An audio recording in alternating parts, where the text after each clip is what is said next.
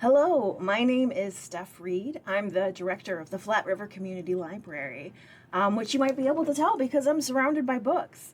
Being the director means that I get to run the library and make lots of decisions about what we do with the library. But for a long time, I used to be a children's librarian, and I worked for years with kids doing programs and doing story times. And so I'm really excited to get to be able to do this story with you today. So the book that I am going to read is called I Want My Book Back by Viviane Elbee. And this boy really likes a library book, but doesn't want to share it. I want my book back. Daryl loved only one book. It took him on roaring, stomping dinosaur adventures. He glided like a microraptor and charged like a triceratops. It was so fun to read and play with, but Daryl's book was not for sharing. Daryl renewed his book from the library again and again until one day, cannot renew, book on hold. Time to share with other kids, Mommy said, dropping the book in the return bin. Roar! Daryl tried his best T-Rex move to retrieve it. I want my book back. Back home, Mommy tried to cheer up Daryl. Bunny book? Playtime?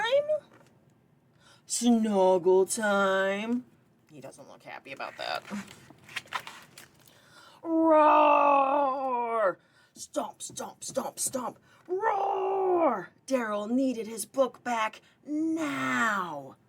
With a long brontosaurus neck, maybe Daryl could stretch across the street and snag his book. But his neck was not long enough. And shut. This is a tough one. An ornithomimus, I bet Daryl knows how to say that one, could sprint past Mommy and into the library. But it was dinner time. I want my book back, Daryl said, prying the ketchup open with his T-Rex claw. And just like that, he plotted the perfect plan. The next morning, Daryl grabbed his claws and raced to the library. Success! The book return bin swung open, but it was empty. Oh, do we see the book? Is it going someplace else? Daryl ran inside. He scanned the shelves, checked the top of the bookcases, inspected the cart. Zilch. Roar! It's a little too loud for the library, just a little. Daryl ran to the librarian. She was starting story time, and she was holding his book. Daryl, Mommy called out. The librarian smiled at Daryl. Would you like to stand up front with me and share this book with our friends? The librarian opened the book. Stand up, stomp, and roar! Dinosaurs explore! Daryl stomped. Daryl roared.